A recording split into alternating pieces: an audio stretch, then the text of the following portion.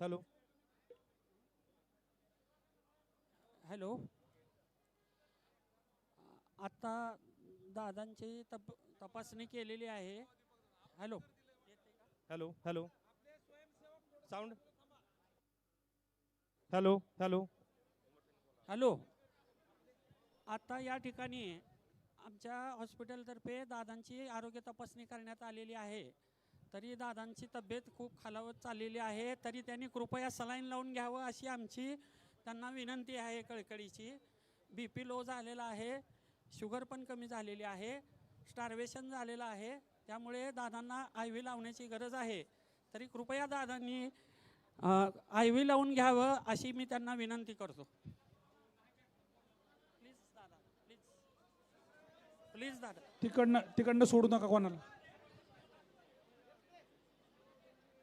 तिकडनं फक्त जाण्यासाठी एक रस्ता ठेवा. तिकडनं फक्त जाण्यासाठी एक रस्ता ठेवा. तिकडनं मध्ये येऊ देऊ नका कोणाला. इकडनं बाहेर जायला रस्ता नाही.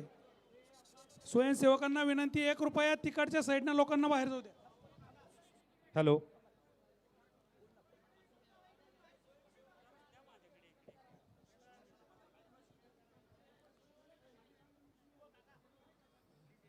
आपल्या महाराष्ट्राच्या शेतकऱ्यांच्या हितासाठी माझ्याबरोबर 26 उपोषणकर्ते होते. काल एका युवाची साखर 60च्या आसपास आल्यामुळे त्याला सलाईन लावण्यात आलं. एक महिला त्यांचा BP वाढला होता आणि अजून एक व्यक्तीची साखर कमी झाली. मग आता आपल्याबरोबर 23 जण आहेत, मी धरून 24. डॉक्टरशी बोलल्यानंतर डॉक्टरचं मत आलं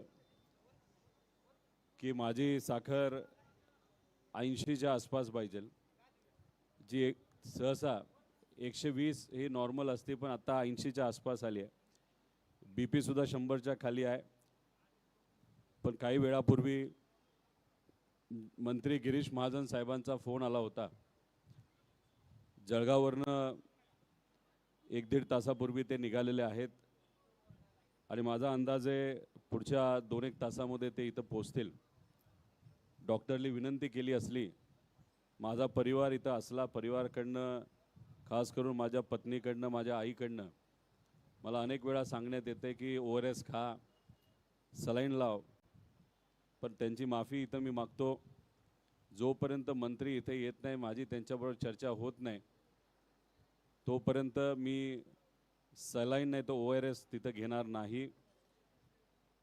एकदा मंत्री साहेब इथं येऊ द्या, त्यांच्याशी चर्चा होऊ द्या आणि मग मी तिथं सलाईन तिथं लावेल. फक्त चर्चा सरकारबरोबर होणं ही अतिशय महत्त्वाची आहे. या अशा काळामध्ये स्वतःच्या लढाईमध्ये, स्वतःची म्हणजे तुमची, म्हणजे शेतकऱ्याची, कष्टकऱ्यांची, त्यांच्या मुलासाठी, त्यांच्या परिवारासाठी, मुलीसाठी जे तुम्ही सर्वजण या उपोषणामध्ये नाही तर या अन्नत्याग आंदोलनामध्ये जो पाठिंबा गेले 3 दिवस देत आलेला आहात, त्यासाठी मी मनापासून आपल्या सर्वांचे आभार व्यक्त करतो. तुम्ही आहात, तुम्ही लढताय. तसंच महाराष्ट्राच्या कानाकोपऱ्यातून अनेक मुलं, मुली व माणसं सोशल मीडिया व्यक्त होत आहेत, पाठिंबा देत आहेत. म्हणून कुठं ना कुठंतरी सरकारमधून एक प्रतिनिधी 3ऱ्या दिवशी आपल्याला भेटायला इथे येणार आहेत. या पवित्र भूमीमध्ये आल्यानंतर ते मोघम आपल्याला कुठलंच आश्वासन देणार नाही असा मला विश्वास आहे. त्यामुळे इथं येऊन ते आपल्याला सकारात्मक, चांगलं, ठाम असं एक आश्वासन देतील असा विश्वास व्यक्त करतो. आणि पुढच्या 2 तासात ते इथं पोहोचतील. महाजन साहेब, मला आपल्याला विनंती आहे, सरकारमधले असले, GR हा तसा आपल्या विरोधातला असला, अन्यायकारक असला, तरी शेवटी ते सरकार आहेत. त्यांना इथं येऊन देऊ, त्यांच्याशी चर्चा करू. GR बदलण्याची ताकद आज लोकांमध्ये 100% आहे. पण निर्णय जर लवकर घ्यायचा असेल तर सरकारकडनं निर्णय घेणं महत्त्वाचं आहे. त्यामुळे सरकारचा प्रतिनिधी आल्यानंतर शांततेत त्यांचं आपण सगळं ऐकून घेऊ, आपलं मत त्यांना सांगू, त्यांच्याशी चर्चा करू आणि या पवित्र भूमीमध्ये, या विठोबारायाच्या भूमीमध्ये कधीही ते मोघम आश्वासन देणार नाही असा विश्वास व्यक्त करून शेवटी पुढच्या महिन्यामध्ये म्हणजे जुलै महिन्यामध्ये मुख्यमंत्री साहेबांना या पवित्र भूमीमध्ये पूजा करण्यासाठी यावंच लागतं.